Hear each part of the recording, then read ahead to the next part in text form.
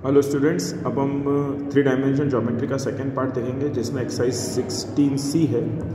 Find the coordinate of point which divides the joining the points a bracket 5 4 2 and b bracket -1 -2 4 in the ratio 2:3 internally and externally. ये आप जानते होंगे internally और externally क्या होता है। मैं आपको एक्सप्लेन करने की कोशिश करता हूँ। ये देखिए कुछ इस तरह से, ये a और b 2 पॉइंट हैं और इनको c पॉइंट लैम्डा रेशो 1 में या m1 रेशो m2 में डिवाइड करता है m। तो आपको पता है x के कोऑर्डिनेट क्या बनते हैं, m1 x2 आपने पढ़ा है, m1 x2 plus m2 x1 upon m1 plus m2। ये किसकी बात कर रहे हैं हम, इंटरनली की बात कर रहे हैं। ऐसे y कोऑर्डिनेट आएगा और ऐसे z कोऑर्डिनेट आएगा। अपन ने 2D में पढ़ा है तो x और y होते थे, यहाँ z भी आएगा। और यदि बात एक्सटर्नली की हो तो x कितना बनेगा, m1 y2 m1 x2 minus m2 x1 upon m1 minus m2। ऐसे y कोऑर्डिनेट बनेगा और ऐसे ही z कोऑर्डिनेट बनेगा। ओके, तो अपने क्वेश्चन में वापस चलते हैं। हमने कहा let b bracket x y z divides a b in internally in 2:3। So by section formula. हमेशा आप ऐसा कोशिश कीजिए ताकि आपको क्वेश्चन समझने में कभी प्रॉब्लम नहीं आएगी। आपको सब चीज़ें सामने सामने दिखेंगी। इसमें कितनी अननोन चीज़ें हैं, इसमें एक, दूसरा पॉइंट, तीसरा पॉइंट, मतलब 3 कोऑर्डिनेट और एक रेशो। इन 3 में से, इन 4 में से आपको कोई भी 3 देख के चौथी चीज़ पूछी जा सकती है। जैसे यहाँ उसने पूछा ये पॉइंट इसको किस रेशो 2:3 में डिवाइड करने वाले कोऑर्डिनेट को बताइए।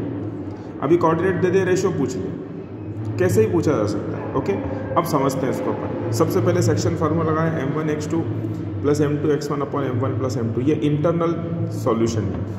तो x की वैल्यू बनी हमारे पास 13/5। ऐसे y की वैल्यू और ऐसी किसकी वैल्यू बनेगी, z की। देखिए आप कोऑर्डिनेट में देखिएगा, कोऑर्डिनेट बराबर दिखेंगे आपको, ये x y और z के। अब आपको समझ में नहीं आया तो आप वीडियो पॉज करके और एक्सटर्नली बना के देखिएगा, जो मैंने आपके लिए बना रखे। देखिए ये रहे for external division m1 x2 minus m2 x1 upon m1 minus m2। तो ये x की वैल्यू, ये y की और ये z की। Okay,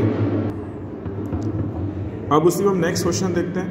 find the ratio in which xz plane divides the line segment joining the points a bracket -2 4 7 b bracket 3 -5 8। Also find the coordinate of the dividing point. कौन सा coordinate है, कौन सा प्लेन है, xz प्लेन। इसे coordinate क्या होंगे, video pause करके एक बार जरूर सोचिएगा। इसे कोऑर्डिनेट होंगे x0 z। ओके, देखिए कुछ इस तरह से, let p bracket x0 z be any point on xz plane which divide ab in lambda ratio 1। कोई k रेशो 1 रहता है, आप लैम्डा रेशो 1 ले लीजिए। तो देखिए हमने इस तरह से इसको लैम्डा रेशो 1 लिया। तो यहाँ पे हम सबसे पहले किस कोऑर्डिनेट के बारे में बात करें, किससे हमारे रेशो निकल सकते हैं। यदि हम x निकालेंगे तो देखिए x में x और लैम्डा दोनों अननोन हो जाएंगे। तो हम सबसे पहले किससे कोऑर्डिनेट निकालेंगे, y से। 0 is to -5 lambda plus 4 upon lambda plus 1। ये देखिए -5 lambda plus 4 upon lambda plus 1, मतलब लैम्डा की वैल्यू कितनी बन गई, 4/5। ये पॉजिटिव है तो आप चाहो तो यहाँ लिख सकते हो इंटरनली, और यदि ये वैल्यू नेगेटिव आ जाए तो ये लैम्डा क्या हो जाएगा, एक्सटर्नली।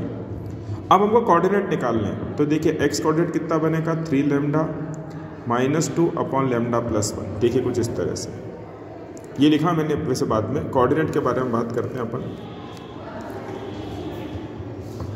ये देखिए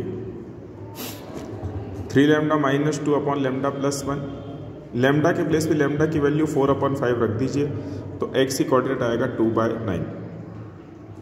ऐसे हमने y के अंदर रखा। देखिए y में कितना बनेगा, सॉरी z में, y तो 0 ही है, उसकी तो कोई प्रॉब्लम ही नहीं। z में 8 lambda plus 7 upon lambda plus 1। ये किसकी वैल्यू है, z की। अब लैम्डा के प्लेस से फिर हमने 4/5 रखा तो हमारा z कोऑर्डिनेट आ गया। तो इस p पॉइंट के इंटरसेक्टिंग पॉइंट क्या होंगे, 2/9, 0, 67/9। अब इसमें नेक्स्ट देखते हैं। Find the ratio in which plane, ये प्लेन है जो कि डिवाइड करता है ए और बी को। Also find the coordinate of point of division, मतलब हमको बताना है ये प्लेन इस दोनों पॉइंट को किस रेशो में डिवाइड कर रहा है और वो कोऑर्डिनेट भी बताना है। तो सबसे पहले अपन समझते हैं कि हमने कहा वो पॉइंट एक्स वाई जेड जो ए और बी को लैम्डा रेशो 1 में डिवाइड करता है। देखिए मैंने इसको ऐसा बताने की कोशिश की, ये पॉइंट पी है, एक्चुअल में यहाँ एक प्लेन होना चाहिए ऐसे करके, ये प्लेन मैंने बना दिया ताकि आपको समझ में आए कि ये प्लेन डिवाइड कर रहा है इसको। हमने एक्स वाई जेड की वैल्यू निकाली सेक्शन फार्मूले से। देखिए ये एक्स वाई जेड की वैल्यू निकाली हमने कितनी, 2 lambda plus 3 upon lambda plus 1, फिर -3 lambda minus 5 upon lambda plus 1 और -7 lambda plus 4 upon lambda plus 1। ये हमने कोऑर्डिनेट निकाला पी का, पर ये वो पॉइंट है जो इस ए बी पे भी लाइज करता है और इस प्लेन पे भी लाइज करता है। देखिए but P X Y Z also lies on the given plane. तो जो ये एक्स वाई और जेड की वैल्यू है ये प्लेन की इक्वेशन में हम एक्स वाई और जेड के प्लेस पर रख देंगे कुछ इस तरह से।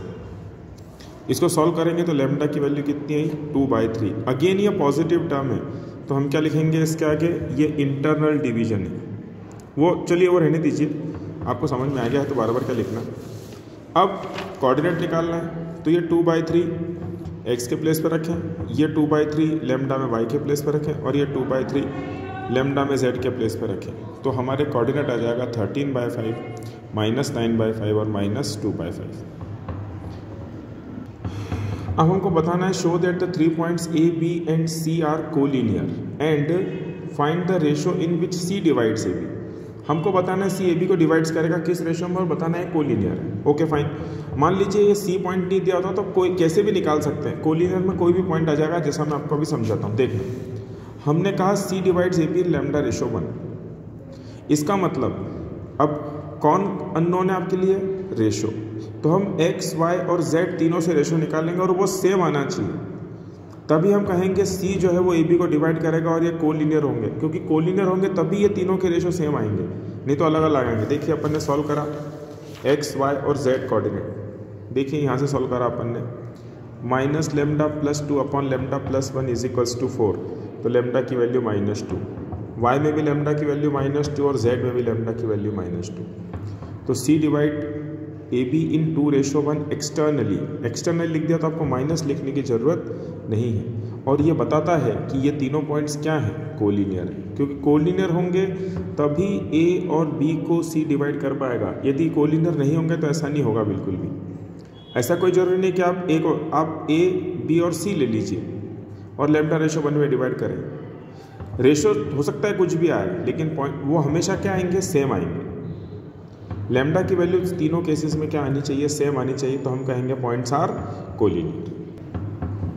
ओके, अब हम एक और क्वेश्चन देखते हैं। If origin is a centre of triangle ABC with vertex A bracket A13, B bracket -2, B -5, C brackets 4, 7, C, find the value of A, B and C।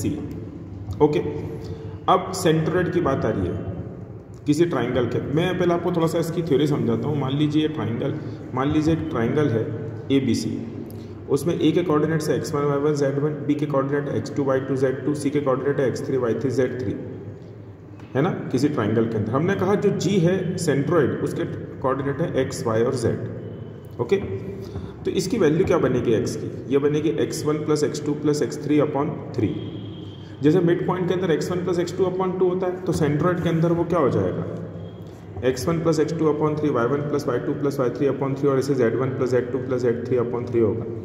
यहाँ मैंने ट्राइंगल लिया जिसके कोऑर्डिनेट की वैल्यू दे रखी है, वो मैंने ले ली A13 -2B -5 4 7 C। तो क्या बनेगा, A -2 + 4/3 = 0। देखो ये बना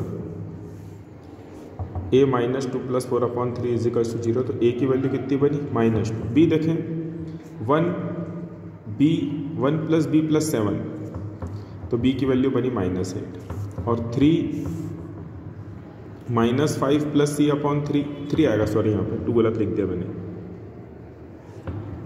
तो C की वैल्यू कितनी आएगी 2। तो ये हमारी A, B और C की वैल्यू आ गई।